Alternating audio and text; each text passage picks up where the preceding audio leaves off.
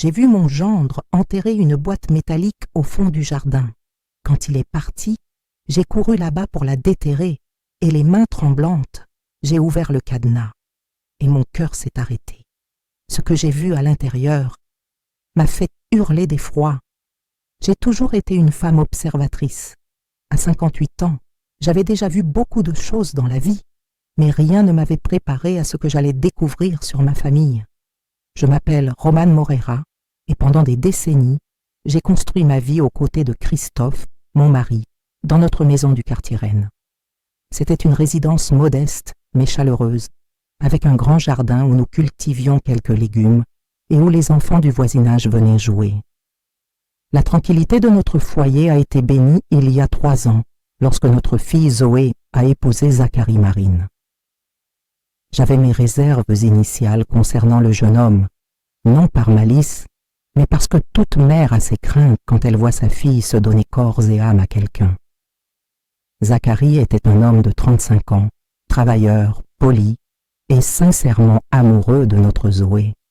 Avec le temps, il a gagné notre respect et notre affection, devenant véritablement membre de la famille. Christophe, mon époux de 62 ans, venait de prendre sa retraite après 40 ans de travail comme mécanicien. La retraite a apporté une nouvelle sérénité dans notre maison et il s'est mis à consacrer plus de temps au jardin et aux petites réparations domestiques.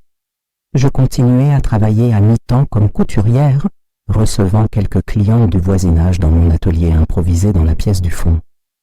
Zoé et Zacharie habitaient un appartement au centre-ville, mais nous rendaient visite religieusement tous les dimanches pour le déjeuner en famille. Ces repas étaient des moments précieux, remplis de conversations, de rires et du sentiment réconfortant que, malgré les changements que la vie apportait, notre famille restait unie et forte. Ces derniers mois, cependant, j'ai commencé à remarquer des changements subtils dans le comportement de Zacharie.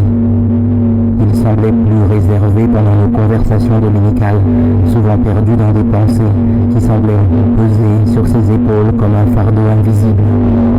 Quand Christophe ou moi posions des questions sur son travail ou sur les projets futurs du couple, ses réponses étaient évasives, presque comme s'il cachait quelque chose d'important.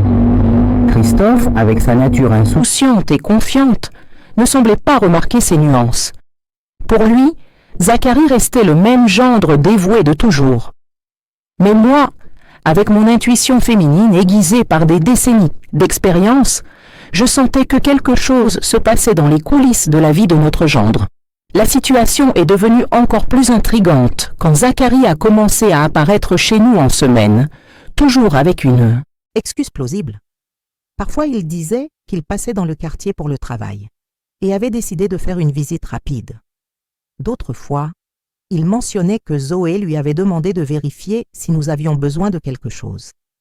Ces visites, bien qu'apparemment affectueuses, avaient été quelque chose de particulier que je n'arrivais pas à définir précisément. Pendant ces visites inattendues, Zacharie trouvait toujours un moyen de rester seul dans le jardin pendant quelques minutes. Il disait qu'il voulait aider Christophe avec le jardinage ou qu'il admirait les changements que nous avions apportés au paysage. Christophe était sincèrement content de cette manifestation d'intérêt, mais j'observais par la fenêtre de la cuisine et je remarquais que Zacharie semblait plus intéressé à examiner le terrain qu'à véritablement aider avec les plantes. Lors d'une de ces occasions, j'ai surpris Zacharie marchant lentement dans le jardin, mesurant ses pas de façon presque scientifique, comme s'il cartographiait mentalement chaque recoin de notre espace. Quand il s'est aperçu que je l'observais, il m'a fait un signe joyeux et est rentré dans la maison, commentant à quel point notre jardin était beau et bien entretenu. Ces situations ont commencé à éveiller une curiosité croissante en moi. Ce n'était pas vraiment de la méfiance, mais une inquiétude maternelle qui me faisait me demander si Zacharie affrontait un problème qu'il ne se sentait pas à l'aise de partager avec nous.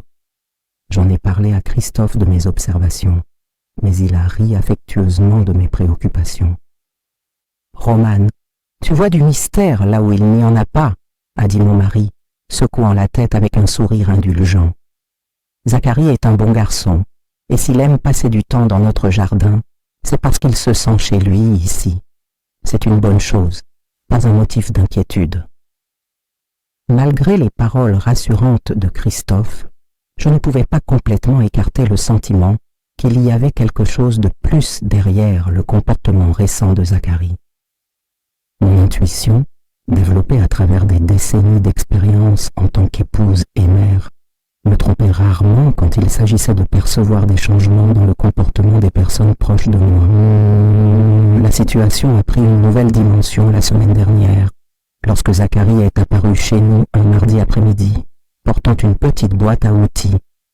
Il a dit qu'il avait apporté quelques outils pour aider Christophe à réparer la clôture du fond qui branlait.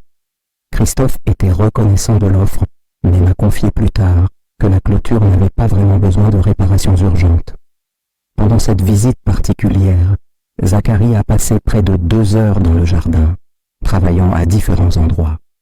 Je l'ai discrètement observé par la fenêtre et j'ai remarqué qu'il accordait une attention particulière à la zone la plus éloignée de la maison, près des arbres fruitiers que nous avions plantés il y a quelques années.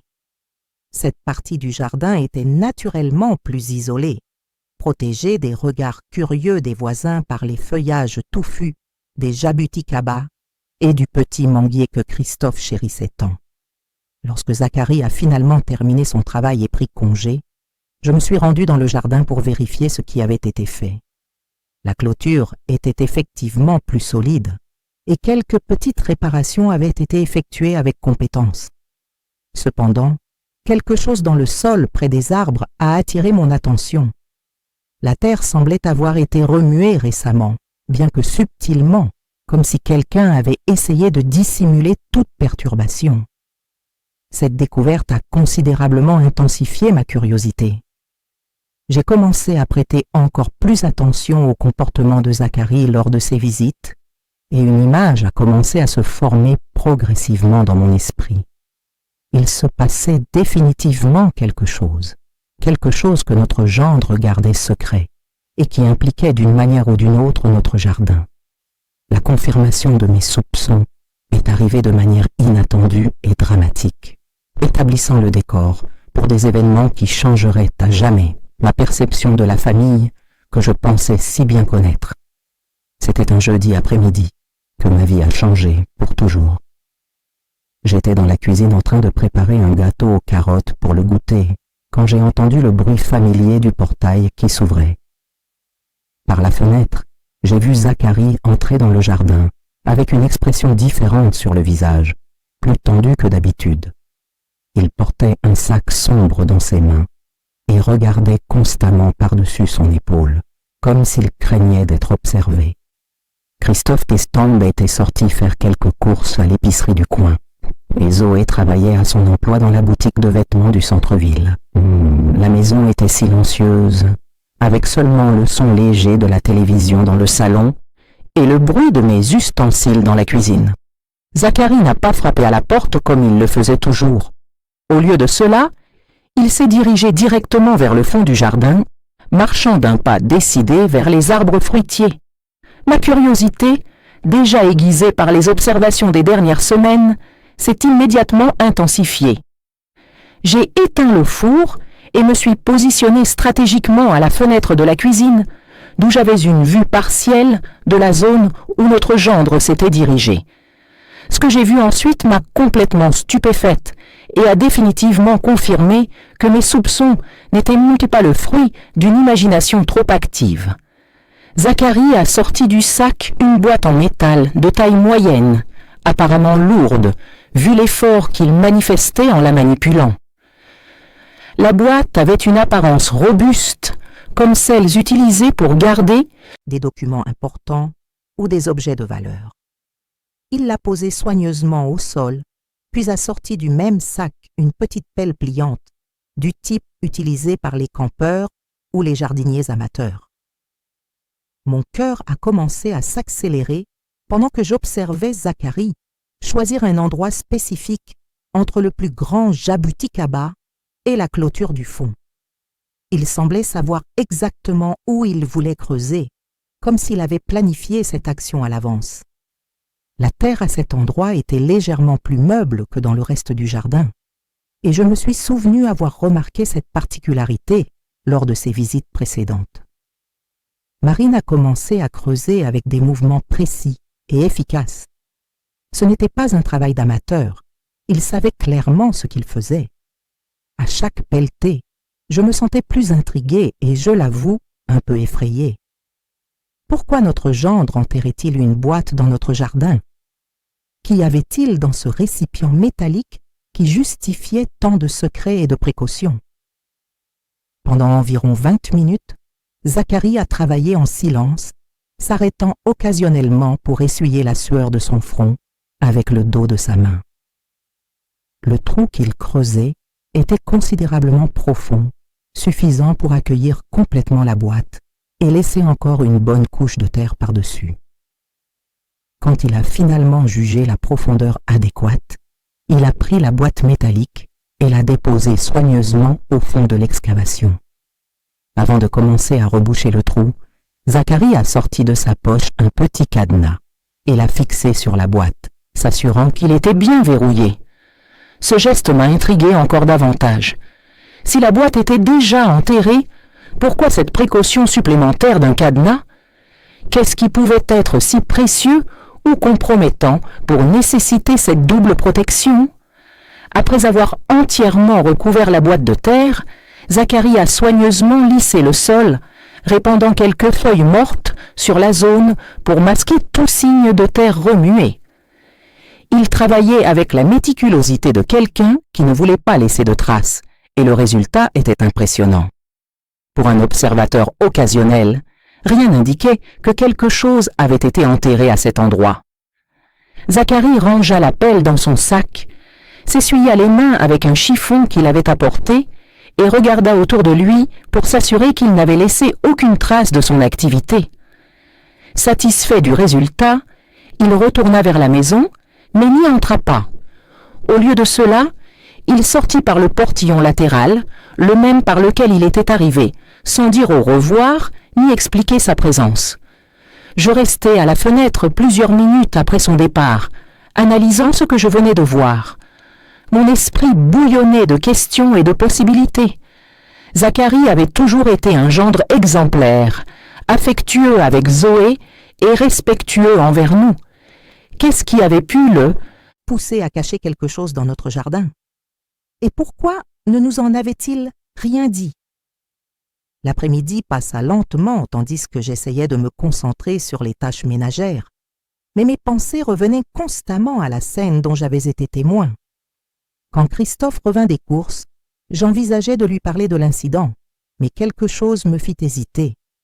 Peut-être valait-il mieux en savoir plus sur la situation avant d'impliquer mon mari, compte tenu notamment de sa tendance à minimiser mes inquiétudes.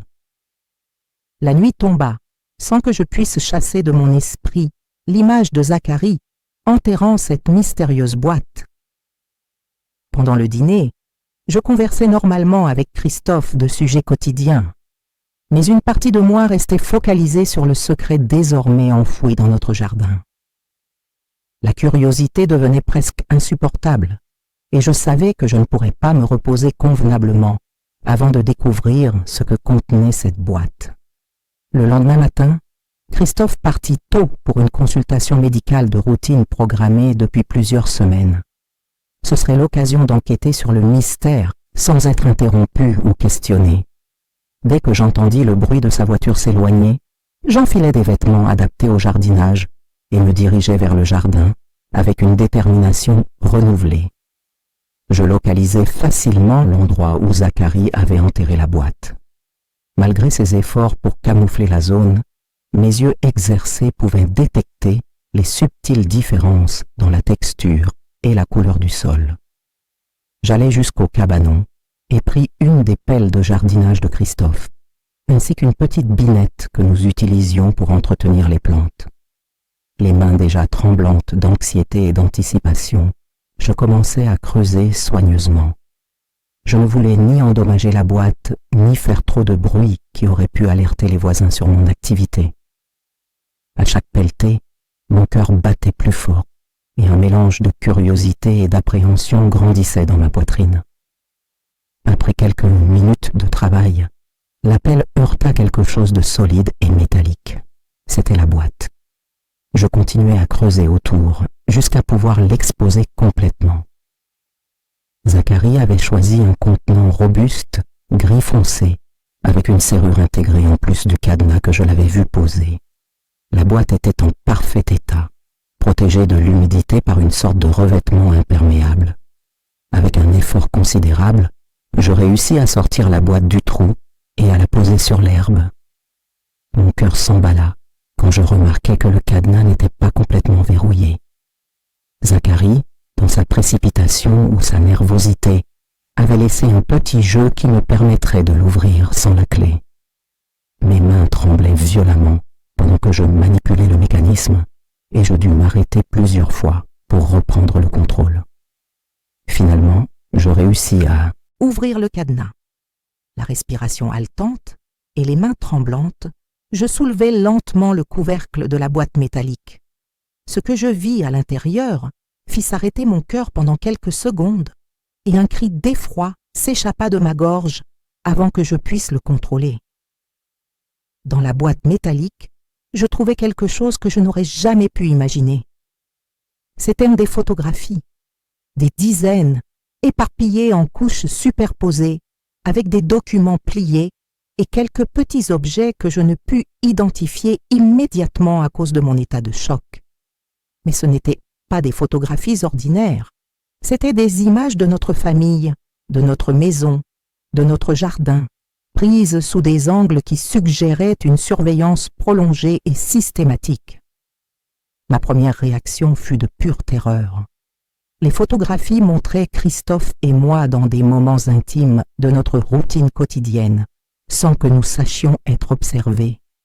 Il y avait des images de moi arrosant les plantes le matin, de Christophe lisant le journal sur la véranda, de Zoé nous rendant visite les week-ends.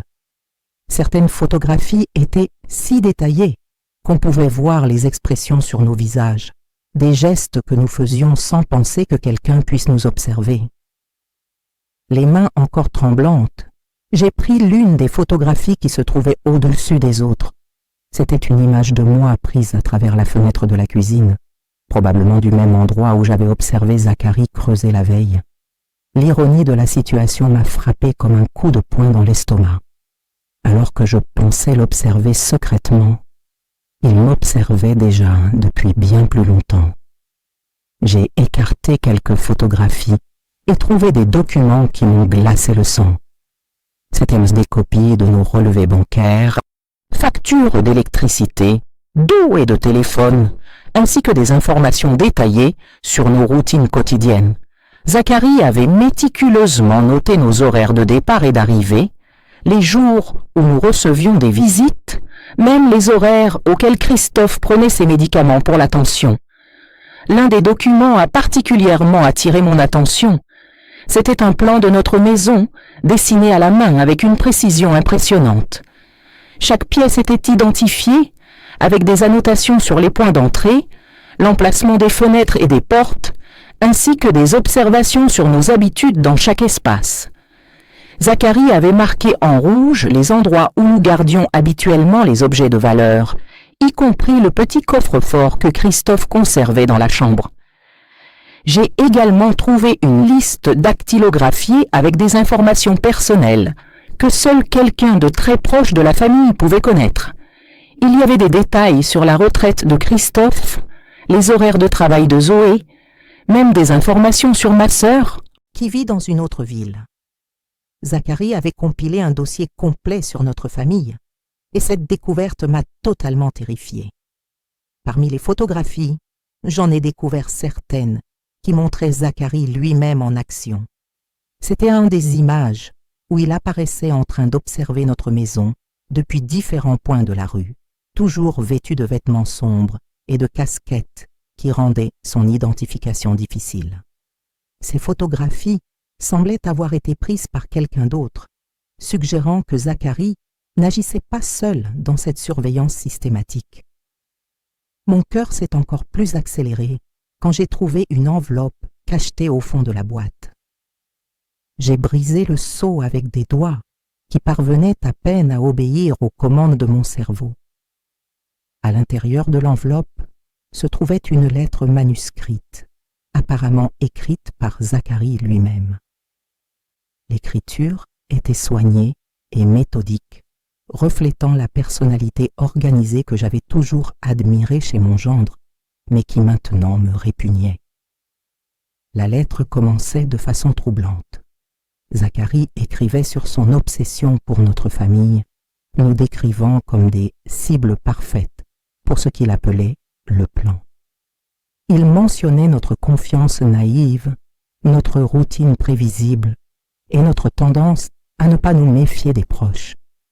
Chaque mot que je lisais augmentait mon sentiment de terreur et de vulnérabilité.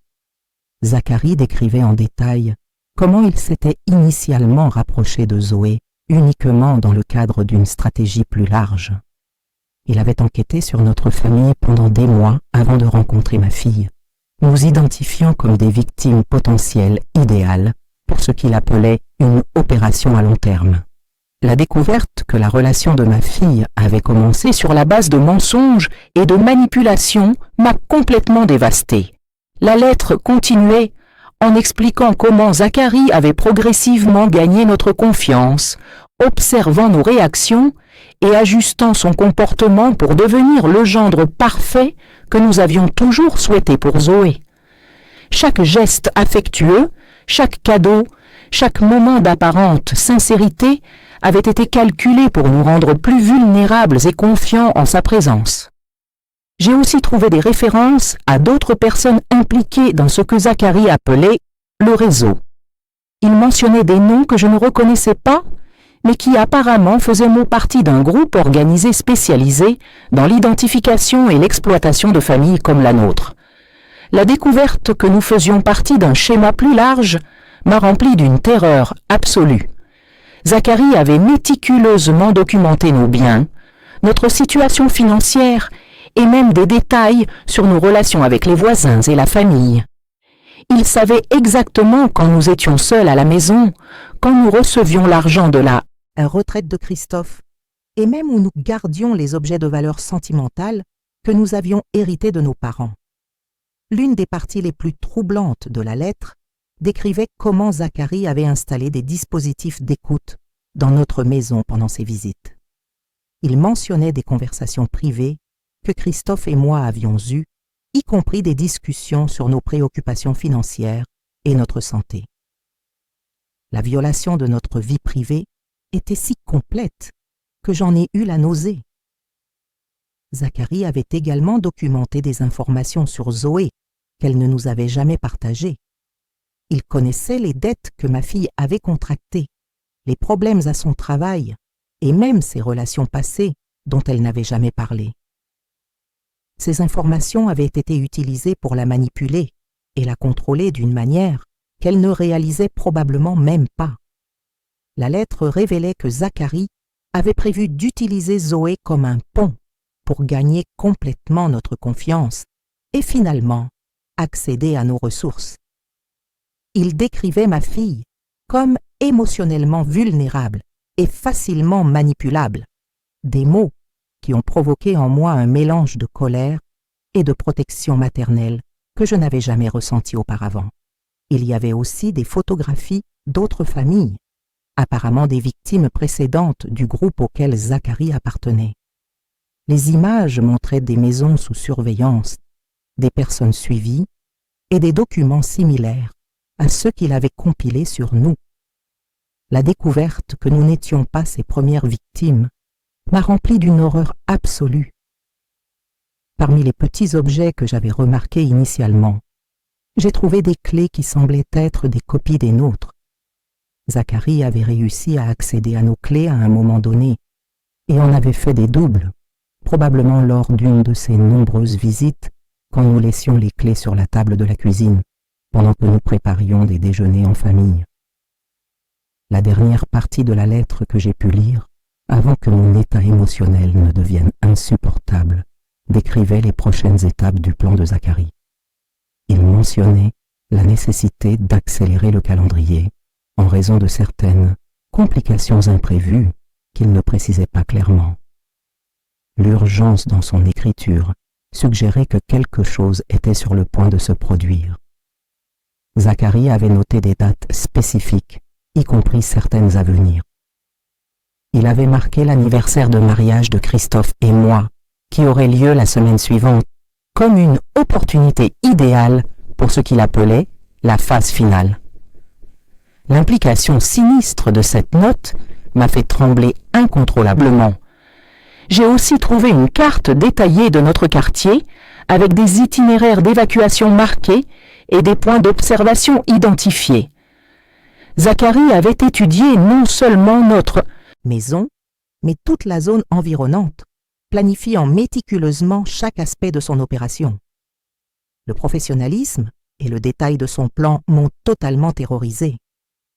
Lorsque j'ai finalement pu assimiler l'ampleur de ce que j'avais découvert, mon corps a réagi de façon instinctive et incontrôlable.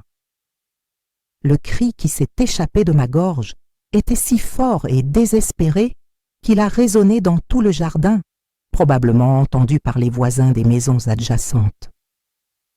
Mon cri a résonné dans le jardin silencieux, déchirant l'air de l'après-midi, comme une lamentation primitive jaillissant des profondeurs de mon âme ébranlée.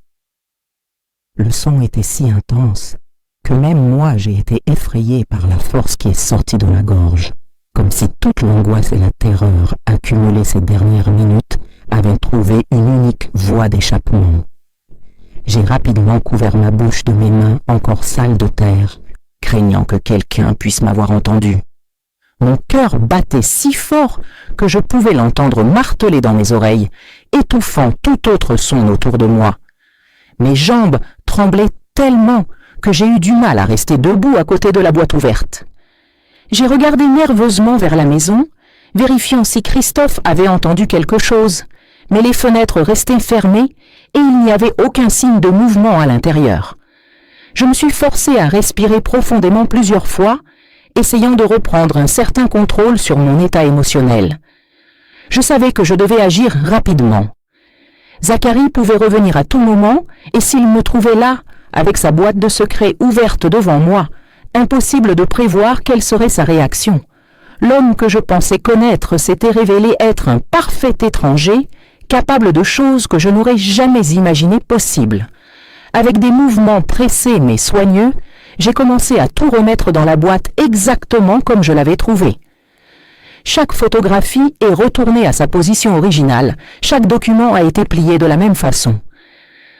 Ma mémoire avait enregistré la disposition des objets avec une clarté surprenante, probablement le résultat de l'état d'alerte extrême dans lequel je me trouvais. Pendant que j'organisais les papiers, mon esprit travaillait frénétiquement, traitant toutes les implications de ce que j'avais découvert. Zacharie n'était pas simplement un gendre avec des secrets embarrassants ou même un problème financier qu'il essayait de cacher. Il était quelque chose de bien plus dangereux, quelqu'un qui s'était infiltré dans notre famille avec des intentions sinistres que je ne pouvais pas encore complètement comprendre. La lettre que j'avais partiellement lue continuait à résonner dans ma mémoire. Les mots « phase finale » et la référence à notre anniversaire de mariage me terrifiaient. Que préparait Zacharie pour cette date? Pourquoi notre anniversaire serait-il une opportunité idéale pour ses plans maléfiques?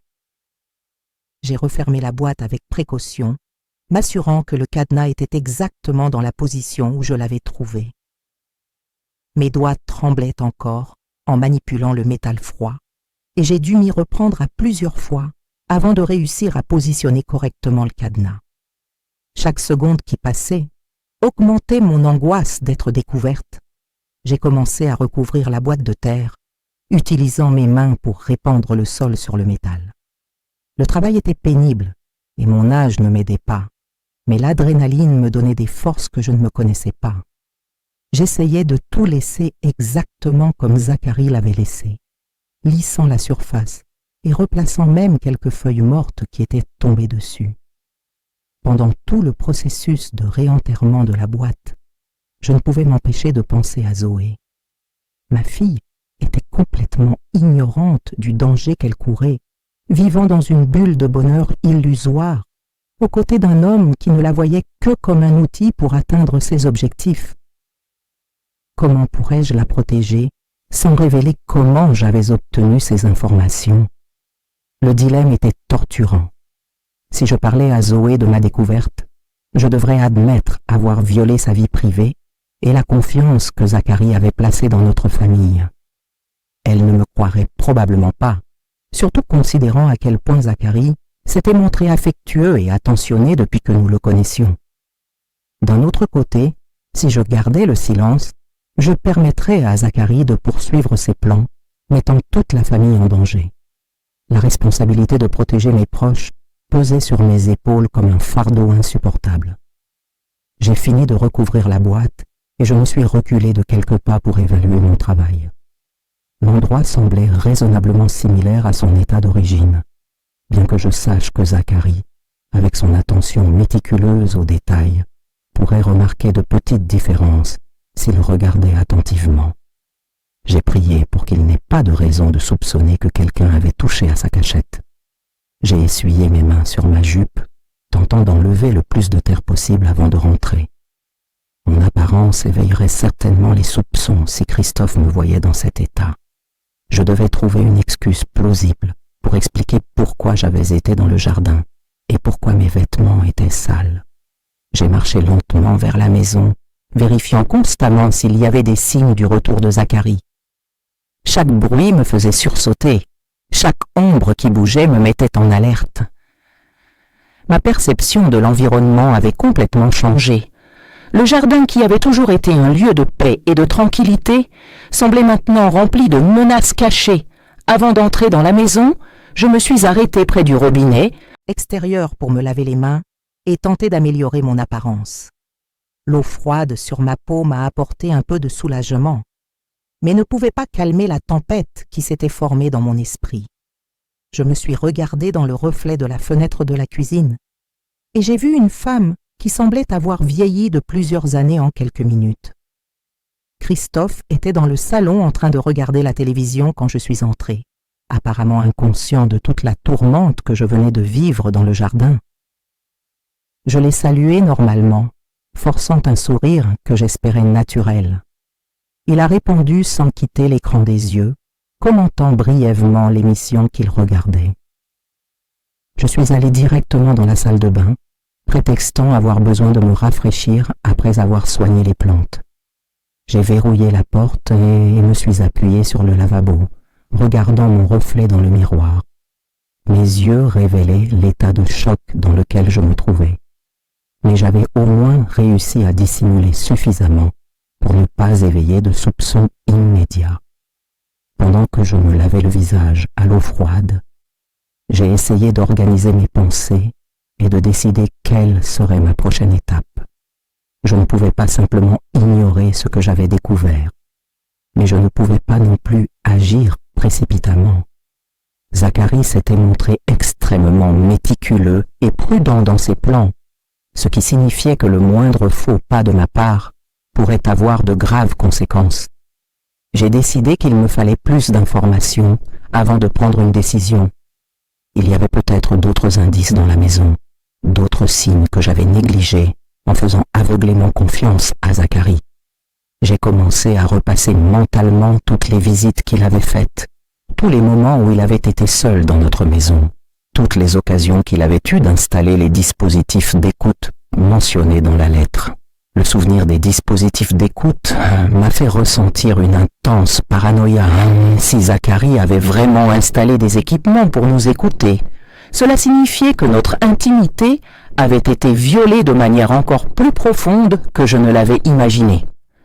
Chaque conversation intime entre Christophe et moi, chaque discussion sur nos préoccupations, chaque moment où nous pensions être en sécurité dans notre propre maison, avait été surveillé et documenté. Je suis sorti de la salle de bain en essayant de paraître normal, mais mon esprit continuait de travailler frénétiquement. J'ai observé chaque recoin de la maison avec un regard nouveau, cherchant tout ce qui pourrait être déplacé ou qui pourrait dissimuler des équipements de surveillance. Chaque objet que Zacharie avait touché ou près duquel il avait passé du temps était devenu suspect.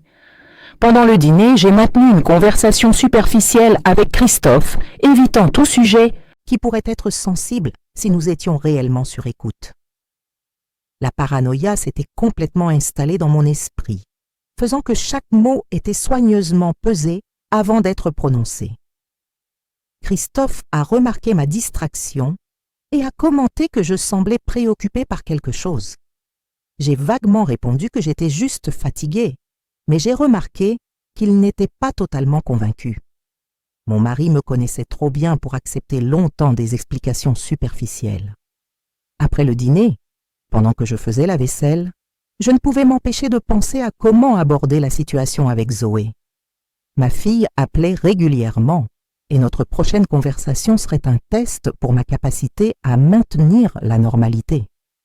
Comment pourrais-je lui parler en sachant ce que je savais sur Zacharie sans révéler ma découverte?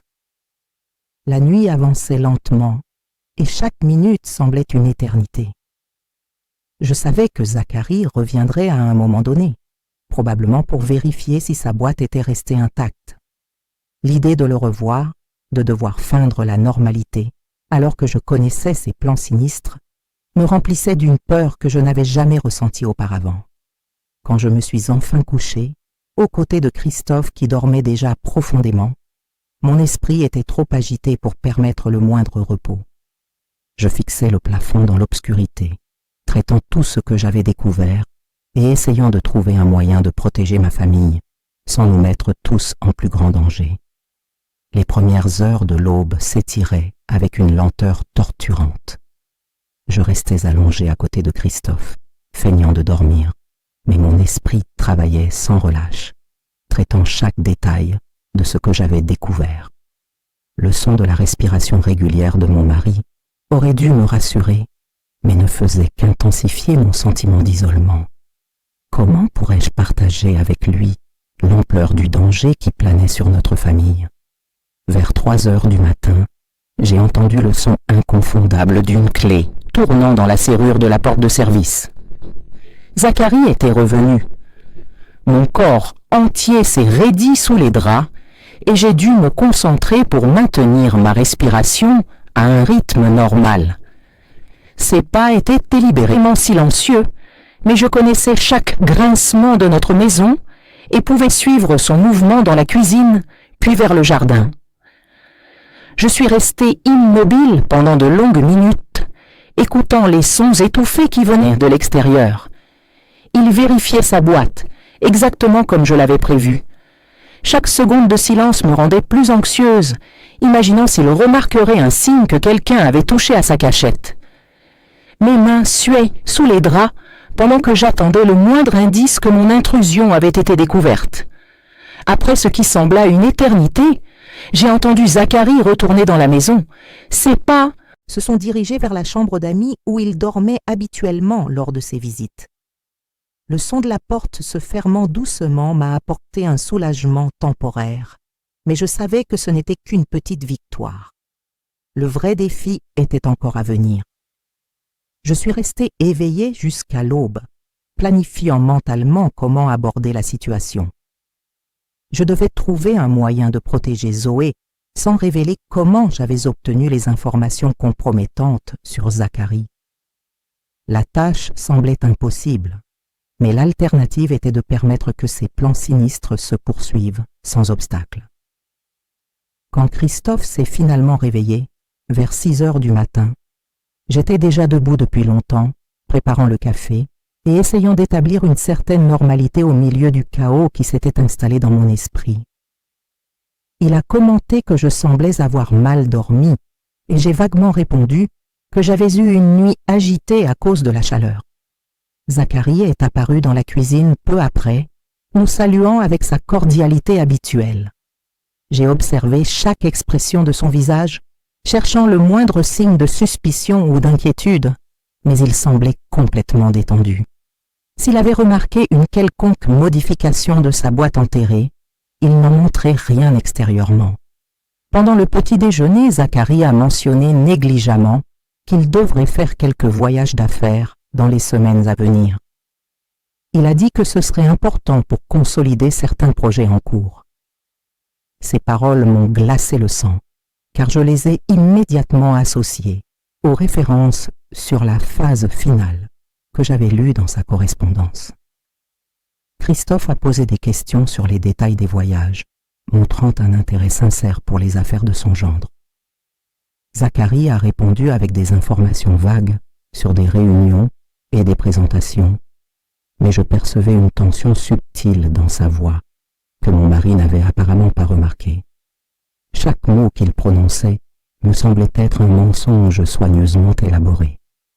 Après le café, Zacharie a annoncé qu'il devait sortir pour régler quelques affaires en ville. Il a embrassé Christophe cordialement et m'a fait la bise, comme il le faisait toujours. Ce contact physique m'a causé une profonde répulsion que j'ai dû masquer par un sourire forcé. Comment avais-je pu permettre à cet homme de s'approcher autant de notre famille? Dès que Zacharie est parti, Christophe a commenté que notre gendre semblait être sous beaucoup de pression au travail ces derniers temps. Mon mari avait toujours été perspicace, mais son interprétation de l'attention qu'il avait remarquée chez Marine était complètement erronée. S'il connaissait la véritable nature des préoccupations de Zacharie, il serait aussi terrifié que moi. J'ai décidé que je devais agir, même sans avoir un plan complètement défini. J'ai appelé Zoé, prétextant que sa présence me manquait et que je souhaitais lui rendre visite cet après-midi-là. Ma fille était enthousiaste à l'idée de notre visite et a suggéré que nous amenions aussi Christophe pour un déjeuner en famille. Pendant le trajet jusqu'à la maison de Zoé, j'ai maintenu une conversation superficielle avec Christophe, mais mon esprit était focalisé sur la façon d'aborder ma fille au sujet de Zacharie sans révéler la source de mes inquiétudes. Je devais semer des graines de doute subtilement, l'amener à questionner des aspects du comportement de son mari, qu'elle avait peut-être négligé. La maison de Zoé était impeccable, comme toujours. Elle avait préparé un déjeuner élaboré et était visiblement heureuse de nous recevoir. J'ai observé l'environnement d'un œil nouveau, cherchant des signes des dispositifs d'écoute mentionnés dans la lettre de Zacharie. Chaque objet électronique, chaque décoration qu'il aurait pu suggérer, était devenu suspect. Pendant le déjeuner, j'ai essayé d'orienter la conversation pour obtenir des informations sur la routine de Zacharie et ses habitudes récentes. J'ai posé des questions décontractées sur ses projets professionnels, ses voyages, ses horaires. Zoé a répondu avec enthousiasme, manifestement fière des succès professionnels de son mari, sans se rendre compte que chaque détail qu'elle partageait ne faisait que confirmer mes pires soupçons.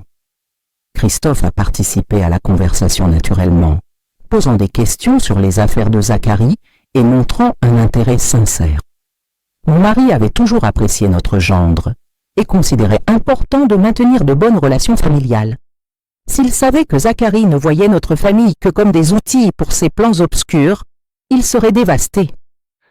Zoé a mentionné que Zacharie avait récemment installé un nouveau système de sécurité dans la maison, avec des caméras et des capteurs modernes. Elle a décrit l'équipement comme une mesure préventive due à l'augmentation de la criminalité dans la région, mais j'ai immédiatement pensé au dispositif de surveillance mentionné dans la correspondance que j'avais lue. Zacharie ne surveillait pas seulement notre maison, mais contrôlait aussi chaque aspect de l'environnement où vivait ma fille.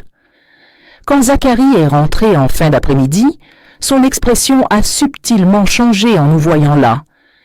Il a salué tout le monde avec cordialité, mais j'ai remarqué une tension dans ses épaules qui n'était pas présente le matin. Peut-être que notre présence inattendue avait interféré avec un plan qu'il avait prévu pour ce jour-là. Pendant la conversation après le déjeuner, j'ai observé attentivement l'interaction entre Zoé et Zacharie. Il était attentionné et affectueux, exactement comme il l'avait toujours été, mais je pouvais maintenant percevoir un aspect théâtral dans ses gestes. Chaque démonstration d'affection semblait calculée, chaque mot d'amour sonnait répété. Comment avais-je pu être aveugle pendant si longtemps? Zacharie a de nouveau mentionné ses prochains voyages d'affaires, cette fois-ci en fournissant plus de détails sur les dates et les destinations. Zoé a commenté qu'il lui manquerait mais qu'elle comprenait que c'était important pour sa carrière. J'ai mentalement noté chaque information, réfléchissant à comment je pourrais les utiliser pour protéger ma famille. Quand nous nous sommes finalement dit au revoir pour rentrer chez nous, Zoé m'a chaleureusement embrassé et m'a dit combien cet après-midi passé ensemble avait été merveilleux. Son sourire était si authentique et confiant que mon cœur s'est brisé. Comment pourrais-je détruire son bonheur avec des révélations sur la véritable nature de Zacharie? Mais comment pourrais-je la laisser continuer à vivre en danger? Pendant le voyage de retour, Christophe a commenté à quel point Zacharie semblait prospérer professionnellement et combien Zoé rayonnait de bonheur. Vos observations étaient bien complètement opposées aux miennes, ce qui m'a fait me demander si j'interprétais correctement les signes que je croyais voir. Ma découverte de la boîte avait-elle déformé ma perception de la réalité? Nous sommes rentrés à la maison au coucher du soleil. Christophe est allé directement dans le salon regarder les informations, tandis que je suis allé à la cuisine préparer un léger encas. Mon esprit continuait à traiter tous les détails de la journée, essayant de trouver des indices qui pourraient m'aider à mieux comprendre les plans de Zacharie. En faisant la vaisselle, j'ai regardé par la fenêtre vers le jardin et j'ai pu voir l'endroit où Zacharie avait enterré sa boîte de secrets. La zone semblait parfaitement normale, mais je savais que sous cette surface tranquille se trouvaient les preuves d'une conspiration qui pourrait détruire tout ce que notre famille avait construit au fil des ans. La nuit est tombée, apportant avec elle un sentiment d'urgence croissant. Je savais que je ne pourrais pas continuer indéfiniment à feindre la normalité pendant que Zacharie avançait avec ses plans sinistres. Je devais trouver un moyen d'agir, de protéger ma famille, sans nous mettre tous en plus grand danger. Le temps s'écoulait, et chaque jour qui passait nous rapprochait de la date que Zacharie avait marquée comme cruciale pour ses objectifs. La nuit suivante a apporté une pluie fine qui a commencé à tomber vers 10 heures. J'étais dans le salon avec Christophe, faisant semblant de regarder un vieux film à la télévision. Mais mon attention était entièrement tournée vers les bruits venant du jardin. Zacharie était rentré il y a un peu plus d'une heure, et comme toujours, ses mouvements dans la maison étaient silencieux et délibérés. Christophe a fait un commentaire sur l'acteur principal du film, mais je n'ai répondu que par un hochement de tête distrait. Mon esprit était concentré sur le traitement de toutes les informations que j'avais recueillies au cours de la journée. Les dates mentionnées par Zacharie pendant le déjeuner chez Zoé coïncidaient parfaitement avec les références que j'avais trouvées dans sa correspondance. Il n'y avait plus de doute qu'un événement significatif était prévu pour bientôt. Le bruit de la pluie s'est progressivement intensifié, créant un rideau sonore qui masquerait n'importe quel bruit que je pourrais faire. C'était l'occasion parfaite pour essayer d'obtenir plus d'informations sur les plans de Marine. Je me suis levé du fauteuil, prétextant aller chercher un verre d'eau dans la cuisine, et Christophe a acquiescé sans détourner les yeux de l'écran. Dans la cuisine, je me suis positionné près de la fenêtre qui donnait sur l'arrière-cour. La pluie avait transformé l'environnement en un paysage sombre et indéfini, mais j'ai pu distinguer une faible lumière venant de la direction où Zacharie maintenait son bureau improvisé. Il était éveillé et apparemment en train de travailler, même à cette heure tardive. Je suis resté à observer pendant plusieurs minutes, essayant de déchiffrer les motifs de lumière qui se déplaçaient derrière le rideau. Occasionnellement, la silhouette de Zacharie se projetait contre le tissu, suggérant qu'il se déplaçait dans l'espace de manière agitée. Ses gestes semblaient indiquer qu'il parlait au téléphone ou peut-être participait à une visioconférence. L'intensité de la pluie a encore augmenté et j'ai profité du bruit pour m'approcher de la porte arrière. J'ai réussi à l'ouvrir silencieusement de quelques centimètres, suffisamment pour capter des fragments de son venant du bureau de Marine. Sa voix était basse et contrôlée, mais il y avait une urgence dans son ton qu'il ne pouvait pas complètement dissimuler. Bien que je ne puisse pas distinguer des mots spécifiques, la cadence de sa parole suggérait qu'il donnait des instructions ou coordonnait des activités avec d'autres personnes.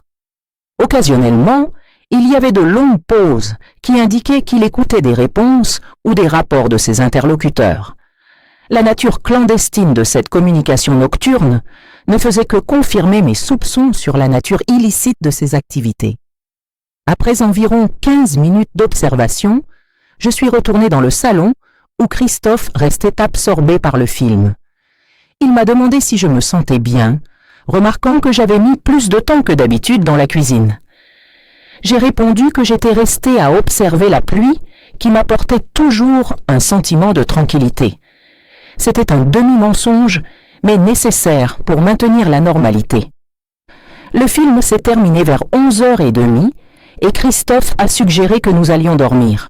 J'ai accepté, mais je savais que je passerais une autre nuit blanche à traiter des informations et à planifier mes prochaines étapes. La lumière dans le bureau de Zacharie était toujours allumée quand nous sommes montés dans la chambre, indiquant qu'il était encore impliqué dans ses activités mystérieuses. Je me suis couché à côté de Christophe, qui s'est rapidement endormi au son relaxant de la pluie. Je suis resté éveillé, écoutant chaque bruit de la maison et essayant de distinguer les sons normaux de ceux qui pourraient indiquer un mouvement inhabituel. Vers minuit, j'ai entendu ce qui semblait être la porte de derrière s'ouvrir et se fermer doucement. Je me suis levé avec une extrême précaution pour ne pas réveiller Christophe et me suis dirigé vers la fenêtre de la chambre qui offrait une vue partielle sur le jardin. À travers le rideau de pluie, j'ai pu distinguer une silhouette se déplaçant vers l'endroit où Zacharie avait enterré sa boîte. Même dans l'obscurité et sous la pluie, j'ai immédiatement reconnu sa silhouette caractéristique. Zacharie vérifiait à nouveau sa cachette, exactement comme il l'avait fait la nuit précédente. Cette fois-ci, cependant, ses mouvements semblaient plus urgents et délibérés. Il est resté accroupi près de l'endroit pendant plusieurs minutes, manipulant apparemment quelque chose dans le sol. La pluie gênait ma vision, mais il semblait faire des ajustements ou des ajouts au contenu de la boîte. J'ai observé, fasciné et terrifié, pendant que mon gendre menait ses opérations secrètes dans le jardin de notre propre maison. L'audace de ses actions me laissait à la fois impressionné et révolté. Comment osait-il utiliser notre propriété comme base pour ses activités criminelles? Comment avait-il réussi à tromper notre famille pendant si longtemps? Après environ 10 minutes, Zacharie a terminé ce qu'il faisait et est retourné dans la maison. J'ai attendu d'être sûr qu'il s'était retiré dans sa chambre avant de retourner me coucher. Christophe dormait toujours profondément, inconscient du drame qui se déroulait autour de nous. Son innocence me protégeait, mais augmentait aussi mon sentiment d'isolement et de responsabilité. Le lendemain matin, je me suis réveillé avant la sonnerie du réveil, épuisé mais déterminé. La pluie s'était arrêtée pendant la nuit, laissant l'air frais et pur. Zacharie est apparu dans la cuisine pour le petit déjeuner avec son apparence impeccable habituelle, comme s'il n'avait pas passé une partie de la nuit à mener des activités clandestines dans le jardin. Pendant le petit déjeuner, il a mentionné négligemment qu'il devait partir cet après-midi même pour une réunion importante à São Paulo. Il a dit qu'il serait absent pendant 2 jours et qu'il avait des affaires urgentes à régler. Christophe a commenté la vie trépidante des cadres modernes, montrant de la sympathie pour les pressions professionnelles que Zacharie affrontait. J'observais chaque expression de Marine pendant qu'il parlait de son voyage, cherchant des signes de nervosité ou d'anxiété. Sa performance restait convaincante, mais je pouvais maintenant percevoir les petites incohérences qui passaient auparavant inaperçues. La façon dont il évitait le contact visuel direct lorsqu'il donnait des détails spécifiques, la tension presque imperceptible dans ses épaules, la manière dont ses mains bougeaient légèrement plus vite que la normale. Après le petit déjeuner, Zacharie a annoncé qu'il devait faire quelques préparatifs pour son voyage. Il s'est dirigé vers son bureau temporaire, portant une petite valise qu'il avait apportée de la chambre d'amis. Christophe a fait remarquer que notre gendre était toujours très organisé et professionnel dans ses approches de travail, des qualités qu'il admirait et respectait. J'ai profité de l'absence momentanée de Zacharie pour appeler discrètement Zoé. Je lui ai dit que j'aimerais lui rendre visite à nouveau cet après-midi, puisque Zacharie serait en voyage et qu'elle serait seule. Ma fille, elle était enthousiaste à l'idée de notre compagnie et a suggéré que je passe la nuit là-bas, pour que nous ne soyons pas séparés pendant l'absence de son mari. La suggestion de Zoé m'offrait une opportunité parfaite. Si j'étais chez elle pendant le voyage de Zacharie, je pourrais observer ses habitudes et routines sans éveiller de soupçons. Peut-être pourrais-je découvrir plus de détails sur les dispositifs de surveillance qu'il avait installés ou trouver d'autres preuves de ses activités illicites. Zacharie est revenu à la cuisine environ 1 heure plus tard, portant une mallette et un petit bagage à main. Il semblait prêt à partir, mais il y avait une énergie nerveuse dans ses mouvements qu'il ne parvenait pas à dissimuler complètement. Quand j'ai mentionné que je passerais l'après-midi et la nuit chez Zoé, son expression a subtilement changé, mais il a rapidement convenu que ce serait une bonne idée.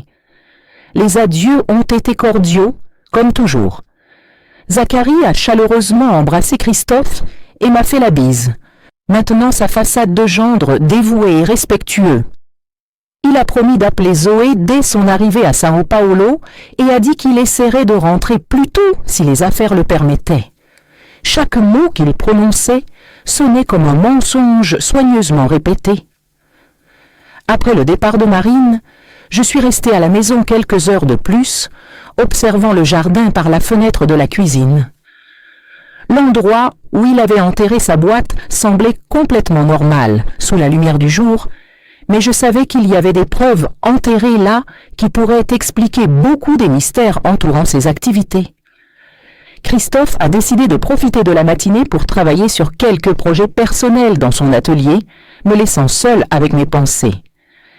C'était l'occasion parfaite pour analyser tout ce que j'avais observé et découvert ces dernières 48 heures. Les pièces du puzzle commençaient à s'assembler, révélant un schéma troublant de tromperie et de manipulation. Vers midi, j'ai commencé à me préparer pour la visite chez Zoé. J'ai fait une petite valise avec des vêtements pour la nuit et quelques effets personnels. Christophe a commenté que c'était une bonne idée que je tienne compagnie à notre fille pendant l'absence de son mari, et il s'est proposé de m'y conduire en voiture. Pendant le trajet, nous avons maintenu une conversation décontractée sur des sujets quotidiens, mais mon esprit était concentré sur ce que je pourrais découvrir pendant mon séjour chez Zoé. Chaque appareil électronique, chaque recoin de la maison que Zacharie aurait pu modifier, était devenu l'objet de ma curiosité investigatrice. Nous sommes arrivés chez Zoé en début d'après-midi. Elle nous a accueillis avec son sourire chaleureux habituel, visiblement heureuse de notre présence. Christophe est resté avec nous pendant quelques heures, participant à une conversation animée sur les projets familiaux et les événements à venir. Quand il est finalement parti pour rentrer chez lui, Zoé et moi nous sommes retrouvés seuls pour la première fois depuis longtemps. L'après-midi s'est déroulé de façon apparemment normale chez Zoé. Nous avons discuté de sujets quotidiens tout en préparant le dîner ensemble, mais je restais constamment à l'affût du moindre détail qui pourrait révéler plus d'informations sur les activités de Marine. Chaque objet, chaque appareil électronique, chaque coin de la maison était devenu potentiellement significatif dans mon enquête silencieuse. Pendant le dîner, j'ai remarqué que Zoé vérifiait son téléphone plus fréquemment que d'habitude. Quand je lui ai demandé si elle attendait un appel important, elle m'a expliqué que Zacharie avait promis d'appeler dès son arrivée à l'hôtel à Sao Paulo. Son inquiétude sincère pour le bien-être de son mari me causait un mélange de tendresse et d'angoisse, sachant ce que je savais sur ses véritables activités. Vers 20 heures, le téléphone de Zoé a enfin sonné. C'était Zacharie qui appelait comme promis. J'ai observé attentivement l'expression de ma fille pendant la conversation, cherchant le moindre signe qu'elle puisse suspecter quelque chose d'inhabituel dans le comportement de son mari. Zoé semblait complètement sereine et confiante, acceptant sans question les explications de Zacharie sur sa localisation et ses activités. Après avoir terminé l'appel, Zoé a commenté que Zachary semblait un peu fatigué, mais que c'était normal compte tenu du stress des voyages d'affaires. Elle a mentionné qu'il avait dit être à l'hôtel, se préparant pour une réunion importante le lendemain matin. Chaque détail que ma fille partageait ne faisait que renforcer ma certitude que Marine continuait à maintenir sa façade d'homme d'affaires dévoué. J'ai profité d'un moment où Zoé était aux toilettes pour examiner discrètement certains appareils électroniques du salon. Le système audio moderne que Zachary avait installé quelques semaines auparavant a attiré mon attention. En m'approchant pour l'observer plus en détail, j'ai remarqué de petits composants qui ne semblaient pas faire partie de l'équipement d'origine. Ils étaient trop subtils pour être remarqués par quelqu'un qui ne les cherchait pas spécifiquement. Zoé est revenue dans le salon me trouvant en train d'admirer le système audio. J'ai commenté le bon goût de Zachary en matière de technologie et elle a acquiescé avec enthousiasme, disant que son mari faisait toujours beaucoup de recherches avant d'acheter un équipement électronique. Sa réponse confirmait que Marine avait vraiment investi du temps et des efforts dans l'installation de ces appareils, probablement pour s'assurer qu'ils fonctionnent parfaitement pour ses objectifs cachés. Nous avons suggéré de regarder un film ensemble, et Zoé a choisi une comédie romantique qu'elle avait récemment enregistrée. Pendant le film, je suis restée partiellement attentive à l'écran, mais mon esprit était concentré sur le traitement de toutes les informations que j'avais recueillies ces derniers jours. Les schémas de comportement de Zachary, les preuves physiques que j'avais découvertes, et maintenant les possibles dispositifs de surveillance dans la maison de ma propre fille. Vers 10 heures, Zoé a suggéré que nous allions nous coucher, disant qu'elle était plus fatiguée que d'habitude. J'ai accepté, mais je savais que j'aurais du mal à m'endormir avec tant de pensées agitant mon esprit.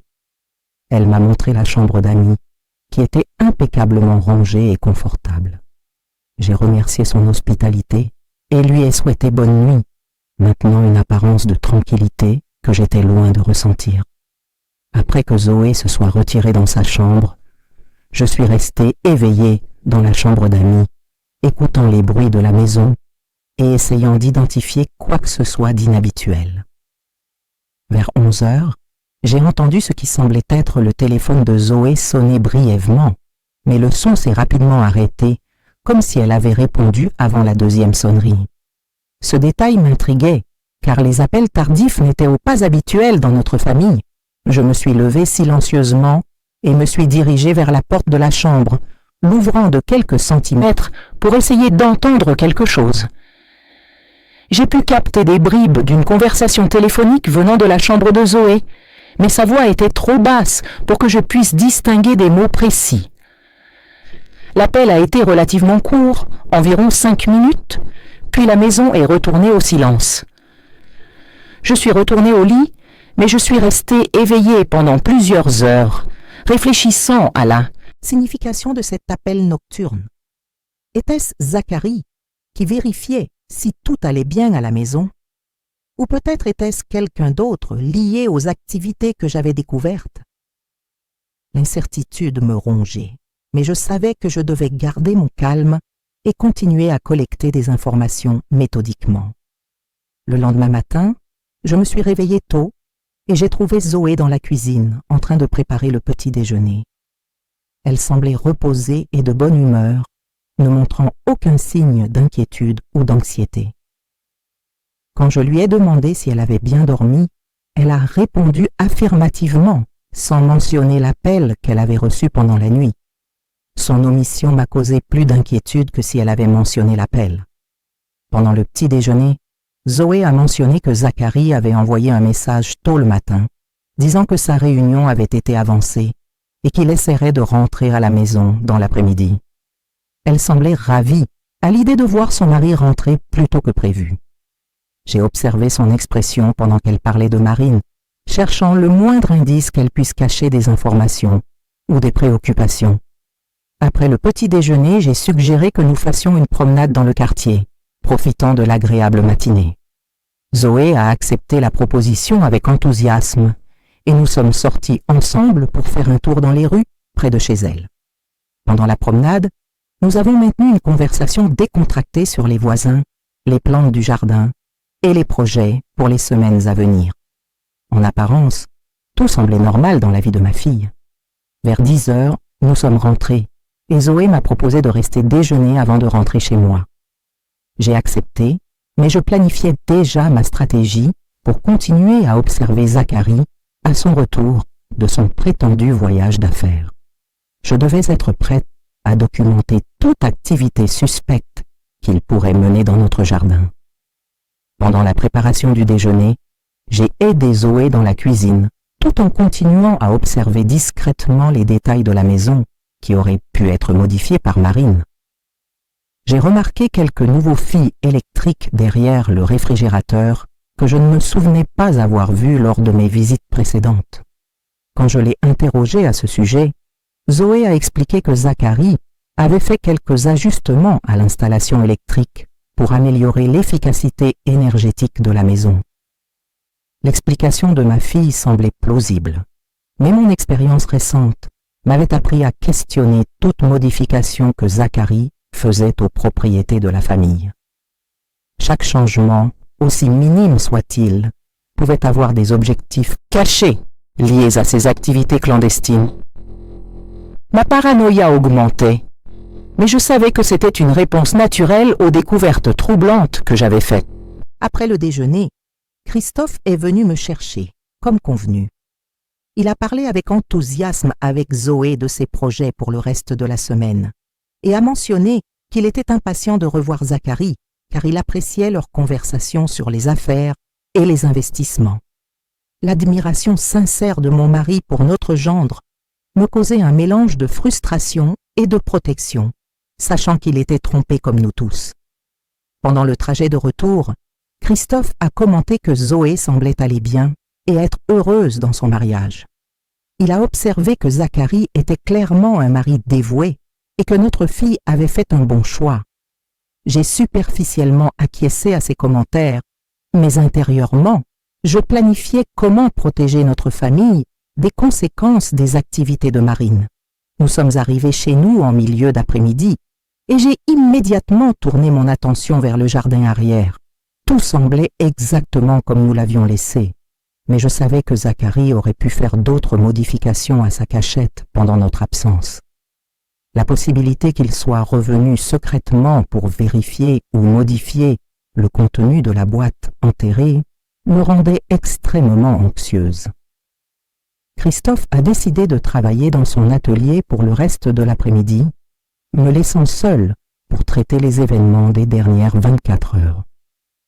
Je me suis assise dans le salon, faisant semblant de lire un magazine, mais mon attention était entièrement focalisée sur la fenêtre donnant sur le jardin.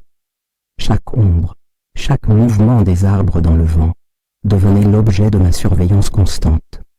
Vers 4 heures de l'après-midi, le téléphone de la maison sonna.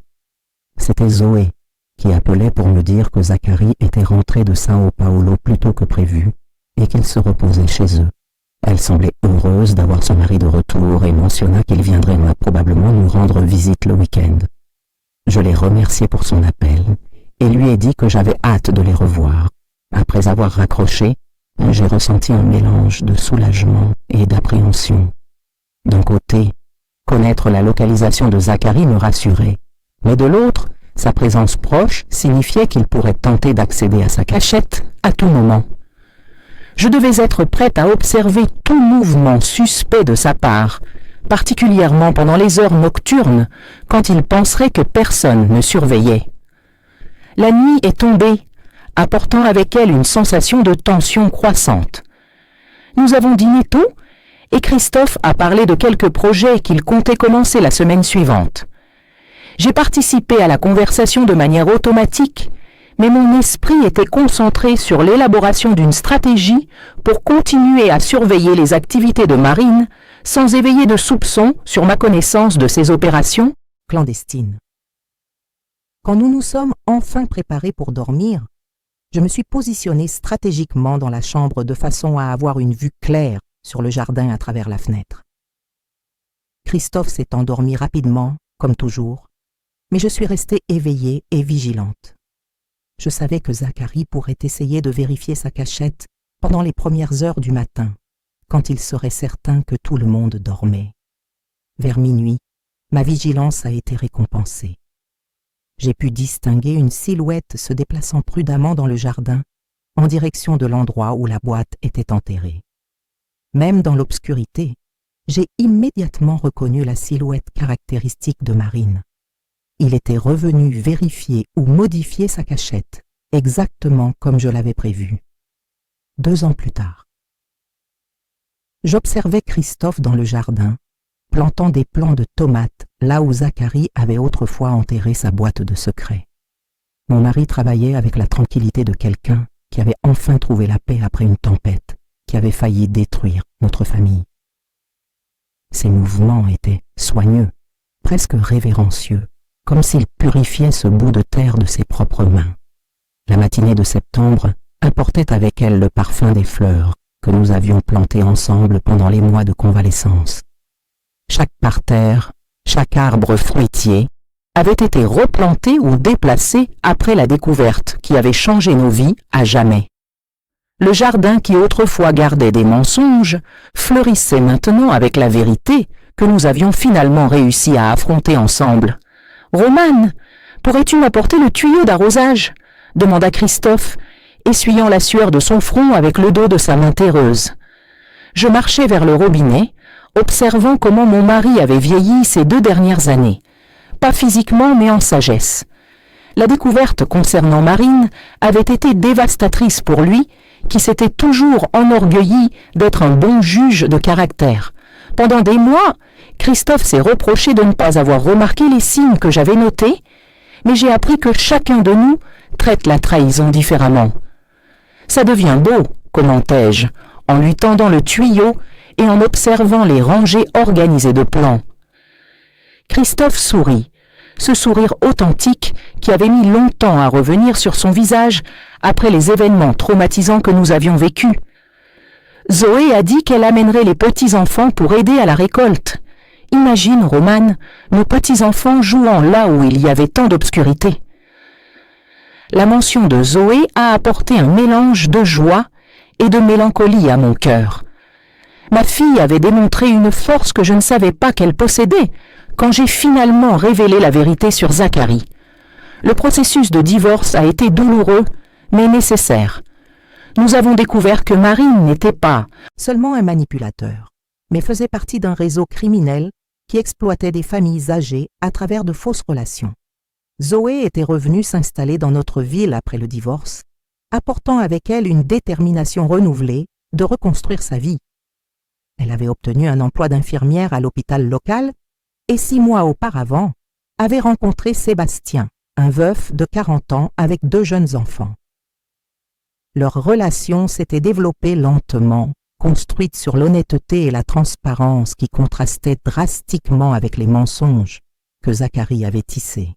« Maman, tu rêves encore éveillée » dit Zoé, apparaissant à la porte de la cuisine avec un sourire amusé sur le visage. Ma fille était arrivée pour le déjeuner dominical, une tradition que nous avions reprise après des mois de thérapie familiale. Elle amenait avec elle Henri, 7 ans, et Nalani, 5 ans, les enfants de Sébastien qui avaient conquis nos cœurs avec une facilité qui nous avait surpris. Les enfants appelaient Christophe Papy et moi Mamie, et leur rire avait rempli les coins silencieux que la trahison de Marine avait laissés dans notre maison. « Où est Sébastien ?» ai-je demandé, cherchant l'homme qui était devenu comme un fils pour nous. « Il termine sa garde à l'hôpital, » répondit Zoé, marchant vers l'endroit où Christophe travaillait. Il a dit qu'il arriverait pour le dessert. Sébastien était pédiatre, un homme gentil qui avait perdu sa femme dans un accident de voiture 3 ans plus tôt. Son approche attentionnée avec Zoé, respectant son temps de guérison et ne la pressant jamais pour des engagements prématurés, avait gagné notre approbation immédiate. Plus important encore, il encourageait la transparence totale sur le passé de ma fille, démontrant que des relations saines pouvaient s'épanouir même après des traumatismes profonds. Henri courut vers Christophe, embrassant les jambes terreuses de l'homme qu'il considérait comme son grand-père. « Papy, je peux t'aider à planter ?» demanda le garçon, ses yeux brillants d'enthousiasme. Bien sûr, mon champion, répondit Christophe, soulevant le garçon pour qu'il puisse atteindre les plans. Mais d'abord, il faut te laver les mains. J'observais l'interaction avec un sourire venant du fond du cœur. Ces enfants avaient apporté une nouvelle lumière dans nos vies, comblant des vides dont nous ignorions l'existence. Nalani s'approcha de moi, tendant une fleur qu'elle avait cueillie dans le jardin de devant. « Pour toi, mamie Romane, » dit la petite fille, avec le sérieux que seuls les enfants peuvent montrer en faisant des gestes grandioses. J'acceptai la fleur, les larmes aux yeux, me rappelant combien j'avais craint que notre famille ne se remette jamais des dommages causés par Zacharie. Le processus de guérison avait été long et douloureux. Des mois de thérapie, des conversations difficiles sur la confiance et le travail acharné pour reconstruire des relations qui avaient été ébranlées jusqu'à leur fondation. L'enquête policière, qui a suivi ma dénonciation, a révélé l'étendue complète des activités criminelles de Marine. Il faisait partie d'une organisation qui identifiait des familles vulnérables, particulièrement celles avec des personnes âgées, possédant des biens ou des économies importantes. Zacharie avait été arrêté avec d'autres membres du réseau et son procès s'était soldé par une peine de 8 ans de prison. Pendant la procédure judiciaire, nous avons découvert que nous n'étions pas les seules victimes. D'autres familles avaient vécu des expériences similaires et notre témoignage avait aidé à construire un dossier solide contre toute l'organisation. Le courage de dire la vérité, même quand c'était douloureux, avait protégé d'autres personnes innocentes de vivre ce que nous avions vécu. « Zoé, pourrais-tu m'aider avec le déjeuner ?» ai-je demandé, me dirigeant vers la cuisine où j'avais laissé un rôti au four.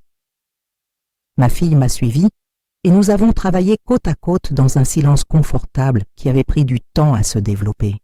Pendant les premiers mois après la révélation sur Zacharie, nos conversations étaient tendues et chargées de culpabilité. Zoé se sentait responsable d'avoir mis notre famille en danger, tandis que je me blâmais de ne pas avoir agi plus rapidement. « Maman, tu fais encore des cauchemars ?» demanda doucement Zoé, tout en coupant des légumes pour la salade. La question m'a prise au dépourvu. Nous étions arrivés à un point dans notre relation où nous pouvions discuter ouvertement des traumatismes que nous partagions. Mais il y avait encore des moments où la douleur ressurgissait de façon inattendue. Parfois, ai-je admis, assaisonnant le rôti avec des herbes fraîches du jardin. Mais pas comme avant, et toi ? Zoé hocha la tête pensivement.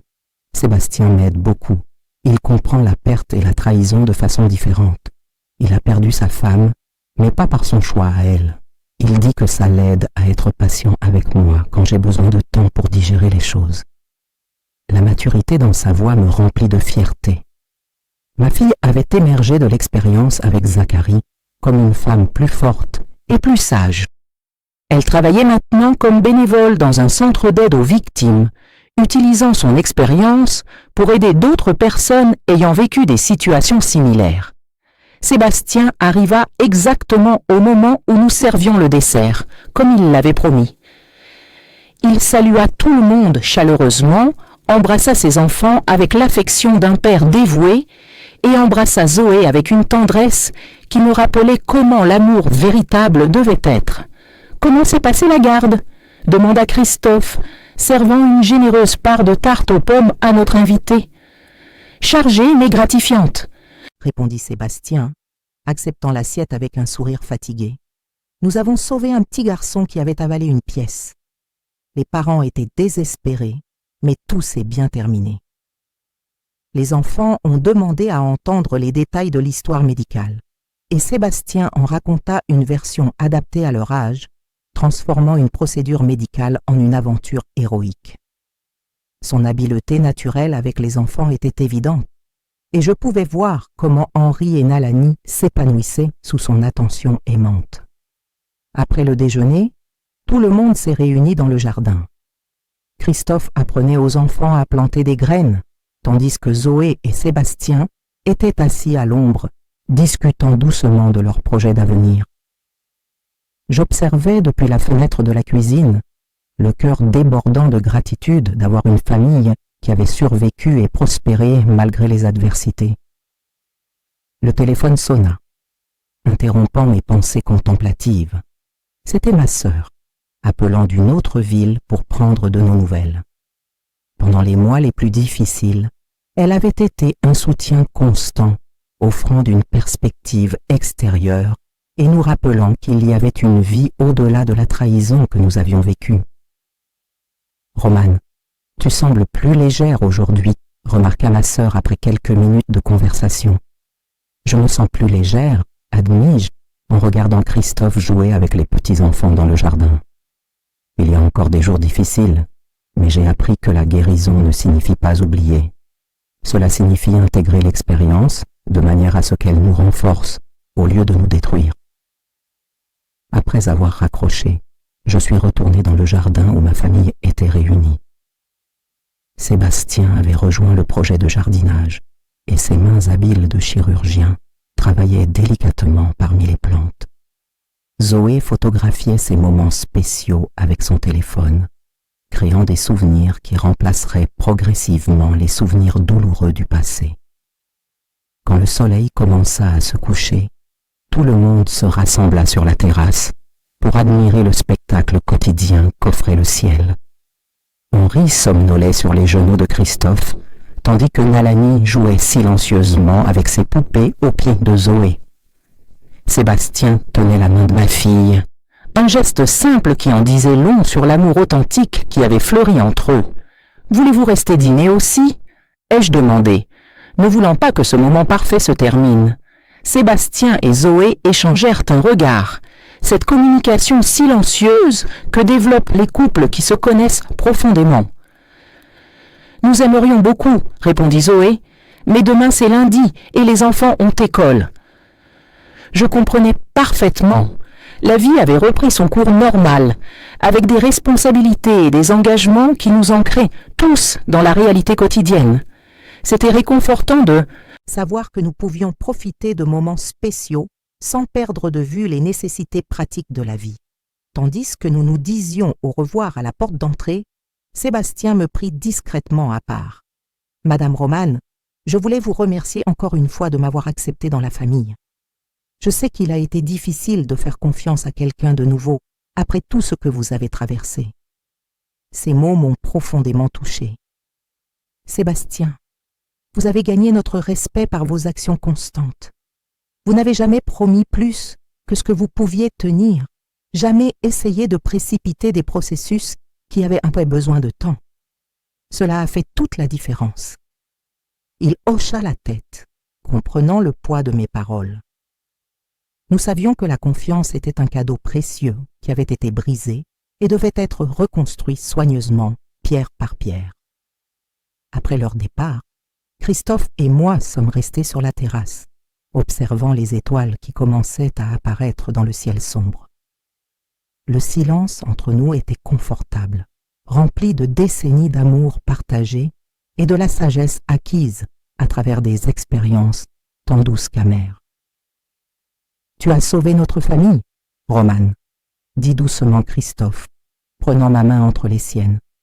J'ai secoué la tête, me rappelant que le salut avait été un effort collectif. Nous nous sommes sauvés ensemble. Chacun d'entre nous a fait des choix courageux quand c'était nécessaire. J'ai regardé le jardin, où les jeunes pousses fraîchement plantées promettaient des fruits de futur, symbolisant l'espoir qui avait germé des cendres de notre expérience traumatique. La terre qui autrefois cachait de sombres secrets nourrissait maintenant une nouvelle vie, tout comme notre famille avait trouvé des moyens de grandir et de prospérer après avoir affronté la vérité la plus difficile.